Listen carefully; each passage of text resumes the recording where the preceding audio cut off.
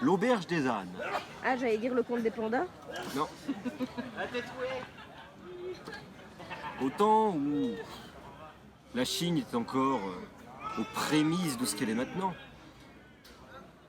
un vendeur, enfin un marchand, nommé Shao, parcourait la Chine de nord en sud, d'est en ouest, et il connaissait absolument toutes les auberges du pays. Jusqu'au jour où il arriva dans une petite auberge qui ne payait vraiment pas de On mine. dirait qu'il sait pas ce qu'il va raconter et qu'il doit encore réfléchir. C'est ça. C'est la première fois que je le raconte. Ah, vas-y. Laisse-lui le temps. Et donc, il arriva dans une petite auberge qui ne payait vraiment pas de mine, limite miteuse. Et la pancarte indiquait simplement l'auberge du Pont de Bois. Il entra et la femme, l'aubergiste, Voilà. lui ouvrit en lui disant « Je n'ai pas de serviteur, il faudra amener votre âne vous-même à l'écurie. » Shao amena son âne à l'écurie et revint donc pour dîner avec les autres convives qui étaient présents dans l'auberge. Ils dînèrent assez bien et le repas était bien arrosé au niveau du vin. Ce soir-là, Shao n'arriva pas à trouver le sommeil. Rien à faire. Il se tournait, se retournait dans son lit. Tout à coup, il entendit un bruit dans la pièce centrale de l'auberge. Il ouvre sa porte, regarde, et voit l'aubergiste, Madame Ti, agenouillée, en train de tirer un lourd coffre de bois. De ce coffre, elle sort 3 petites figurines. Un homme, une charrue et un bœuf. Elle installe l'homme derrière la charrue et la charrue derrière le bœuf. Et après quelques mots dans une langue oubliée, Shao voit le petit attelage qui commence à tourner partout dans la pièce. Il fait des zigzags, il va dans différentes directions. Et bientôt, le sol en terre battue de l'auberge se retrouve creusé d'innombrables petits sillons.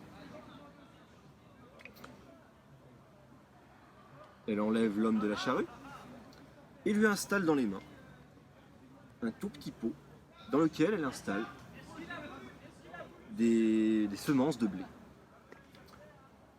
À nouveau, la figurine s'actionne et fait le tour de tous les sillons. Bientôt, de minuscules pousses de blé commencent à apparaître et germent encore et encore pour former une espèce de mini-champ dans l'auberge. Madame Ti récolte le blé, le moue en farine, et elle commence à confectionner de petits gâteaux au froment. Après avoir vu ça, Shao n'en prend pas ses yeux.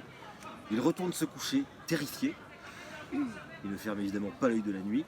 Et le lendemain matin, Madame Ti arrive devant les invités de l'auberge et leur propose de petits gâteaux au froment. Elle leur propose, et Shao en prend un en disant « Écoutez, je le prendrai sur le chemin en revenant chez moi. » Il sort de l'auberge, se cache derrière un mur et observe. Les autres invités commencent à bien déguster leurs petits gâteaux. Et sous les yeux de Shao, ils commencent tous à se métamorphoser en ânes. Bientôt, sur la quinzaine de convives qui étaient là, il n'y a plus que des ânes. Shao file à l'auberge, attrape son âne et s'enfuit à grand galop. Il repart vers la ville, tente de mener ses affaires, son commerce comme il a l'habitude de le faire. Mais impossible de se retirer Madame Ti et sa terrible magie de la tête. Alors, le soir, il prend une décision. Il va dans un magasin et achète quelques petits gâteaux au froment très semblables à ceux que Madame Ti lui avait donnés.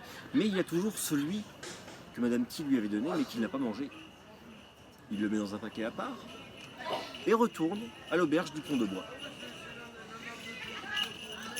Madame T l'accueille comme la première fois et lui propose des petits gâteaux au froment. En faisant semblant de fouiller dans son sac, voudriez-vous peut-être goûter un des miens demande Chao. Par politesse, Madame T accepte et commence à manger un petit gâteau qui n'était autre que celui qu'elle avait donné à Chao le matin même. Et elle commence immédiatement à se transformer en ânesse.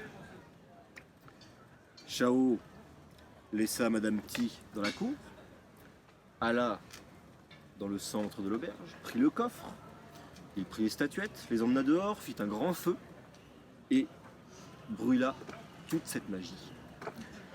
Et depuis, il parcourt la Chine, vaquant à ses affaires, avec une ânesse robuste qui lui rend bien des services.